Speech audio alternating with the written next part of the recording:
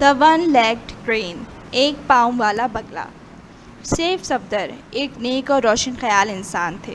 وہ شکار کے شوقین تھے اور اس کے لیے وہ اکثر اپنے ضروری کام بھی پیچھے چھوڑ دیتے تھے۔ ایک دن عوامی باغ کے قریب ان کی چیل نے ایک بگلا شکار کیا۔ سیٹھ کو وہ بہت پسند آیا اور اس نے اپنے باورچی کو بھیجا تاکہ وہ اس سے لذیذ کھانا تیار کرے۔ غلاموں نے، جو تھوڑا بیوقوف تھا، بگلا پکانا شروع کیا۔ اس کو بہت احتیاط سے آگ پر سینکنے لگا۔ جب وہ تقریباً تیار ہو گیا اور بہت عمدہ خوشبو دینے لگا تو اس کی بیوی صفورہ کچن میں آئی۔ غلاموں صفورہ سے بہت پیار کرتا تھا۔ صفورہ سے خوشبو سونگھ کر رہا نہ گیا اور اس نے غلاموں سے کہا کہ اس کی ایک ٹانگ مجھے دے دو، لیکن اس نے منع کر دیا کہ سیٹھ ناراض ہو جائے گا اور پھر سزا ملے گی۔ یہ سن کر صفورہ کو غصہ آ گیا اور کہنے لگی، خدا کی قسم، اگر تم نے مجھے یہ نہ دی تو میں تم سے کبھی بات نہیں کروں گی۔ مختصراً ان دونوں کی بہت بحث ہوئی اور آخر کار غلاموں، جو اپنی بیوی کو ناراض نہیں کرنا چاہتا تھا، بگلے کی ایک ٹانگ کاٹ کر اس کو دے دیتا ہے۔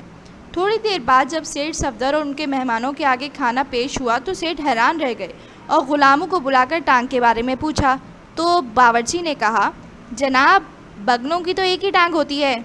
سیٹھ صفدر کو غصہ آ گیا، کیا بکواس ہے، بگلوں کی ایک ٹانگ ہوتی ہے؟ کیا میں نے آج سے پہلے بگلا نہیں دیکھا؟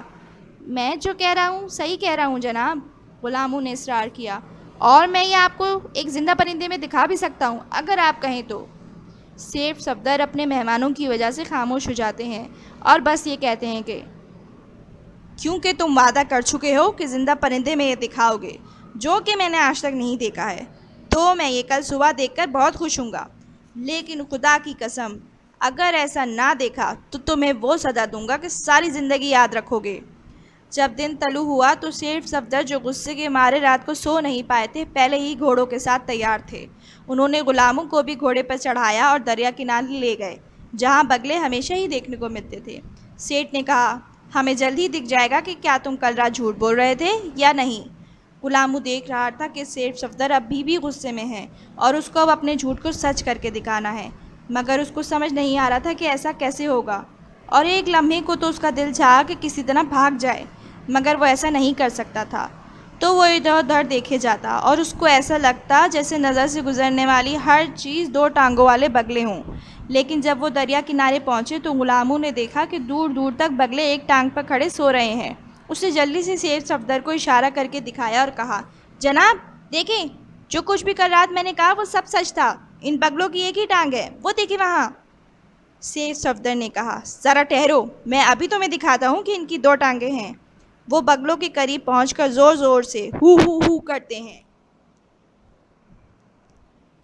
یہ سنتے ہی بگلے دوسری ٹانگ بھی نیچے کر کے دو چار قدم بھاگ کر اڑ جاتے ہیں۔ سیٹھ صفدر غلاموں سے کہتے ہیں کہ اب تم بیوقوف، اب کیا خیال ہے تمہارا، دو ہیں یا نہیں؟ غلاموں دہشت میں آ کر ایک دم بول پڑتا ہے، ہاں سیٹھ، لیکن رات کو آپ نے ہو نہیں کیا تھا نا، تو اس نے دوسری ٹانگ نکالی ہی نہیں۔ سیٹھ صفدر کی ہنسی نکل جاتی ہے اور غصہ کہیں پیچھے رہ جاتا ہے۔ وہ کہتے ہیں، غلاموں صحیح کہا تم نے، مجھے یہ تو ضرور کرنا چاہیے تھا۔ تو حاضر جوابی سے غلاموں سزا سے بچ جاتا ہے۔